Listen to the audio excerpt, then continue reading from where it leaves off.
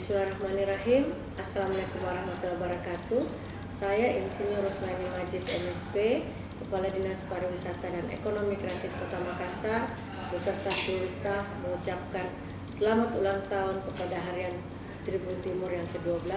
Semoga di usia yang ke-12 dapat menjadi partner untuk mempromosikan pariwisata Kota Makassar dan dapat memberikan informasi yang aktual, baik itu destinasi-destinasi pariwisata yang ada di Kota Makassar dan potensi-potensi pariwisata yang ada di Kota Makassar.